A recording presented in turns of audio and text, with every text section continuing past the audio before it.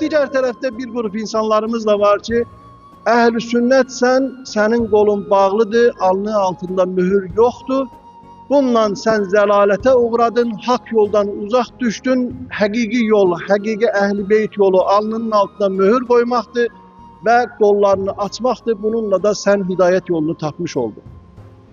Əsla ve əsla bu hakikatler belə değil. Bizim yanımıza gelen insanlara biz namaz kağızları hazırlamışıq. Namaz grafikleri vardı. O kağızların içerisinde imamın övladının şəklidir. Bir tərəfdə əhl-i sünnət kimi dayanıb, əhl-i sünnət məzhəbinə uyğun formada namaz kağızıdır. Digər tərəfdə həmin uşaq əhl-i şiə kimi dayanıb, qolu açıqdır və Cəfəri məzhəbinə uyğun olan namaz kağızları verilir. Mən bu günə qədər Allah və Rəsulü şahidim olsun ki, biraz mövzunun içərisindən danışım. İçərinizdə olan birçok insanların şəxsi münasibətdə olmadığım 70% insanın sünnüdür veya şiədir fərqində deyiləm və tanımıram. Heç tanımaq da istəmirəm. Mənim üçün önemli olan bax bu məscidin içərisi iman əhli ilə, müsəlmanlarla doludur.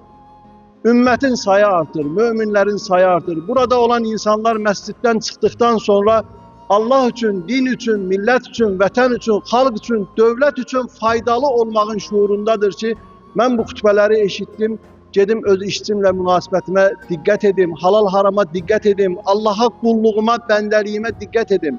Əgər bizim belə bir dərdimiz olmasaydı, inanın ki, burada olan sünnülərin bir 70%'ni, 60%'ni gücümüz çatacaq formada şiə etmeye çalışardı. Veyahut Hacı Hafiz kardeşim birçok şiələrin yoluna düzgün bakmasaydı onları sünni etmeye çalışardı. Bir halda ki sizin önünüzde duran imamların belə bir derdi yoktursa, o zaman cemaatın heç bir derdi olmamalıdır.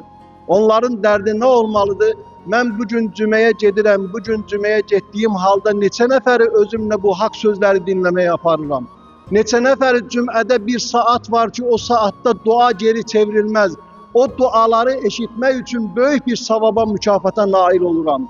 Bu cümə günündə dünya yarandı, Həzrət Adəm əleyhissalam yarandı, böyük bir fəzilətli işlər baş verdi, qiyamət belə cümə günü baş verər, Həzrət İmam Zaman Ağa cümə günü zuhur edər. Bu cümə günü mənim hazırlığım nədir? Ümmət üçün hansı işləri görürəm? Həzrət İsa əleyhissalam zuhur etmədən öncə ne hazırlıklar edirəm, necə müsəlman kimi özümü hazırlayıram. O geldiği zaman İmam Zaman Ağa, Həzrət Mehdi sahibə Zaman əleyhissalam zuhur ettiği zaman mənim onların qarşısına çıxıb təqdim edəcəyim nədən ibarətdir? Budur bir müsəlmanın dərdi, müminin dərdi. Ama namaza başlayıp namaz kılır, kolu açıktır, kolu bağlıdır, mühürlüdür, mühürsüzdür. Bu bizim derdimiz olmamalıdır. Bəs nə üçün bunları deyirik? Bəzən içimizdə olan elə mömin qardaşlarımız var ki, 5 ay keçir, 1 il keçir, görürük cümələri tərk etdi. Görürük məscidi tərk etdi. Bir zaman gəlir, görürük, kolu açıq idi, qarşısında mühür var idi, mühür bir kənara getdi. Bu artıq imiş. Artıq olsaydı biz mühürü koyardık da kənara. Niye artıq olsun ki? Mühür torpaqdır. O olmasa həsrə alnımızı koyarıq. Digər qardaşlarımız xalçaya alnını koyur. Bizim mühür kimi bir derdimiz yoktur, xalça kimi bir derdimiz yok. Derdimiz odur ki Allah'ın huzurunda Allah istediği kimi dayanabilirik. Təkbirətül ehram getirəndə, Allahu Ekber deyəndə əlimizin arkasıyla dünyanı, içimizdeki kini, nifrəti, dünyaya olan sevgini kenara atıp Allah'ın sevgini kalbimizde hakim edebilirik mi? Bu bizim derdimiz olmalıdır. Yoksa məscidə gelen insanların yolunda durak, amandı bu cümə Hacı Hafiz namaz kıldırır o məscidə getmə. Amandı bu cümə Hacı Rüfət namaz kıldırır o məscidə getmə.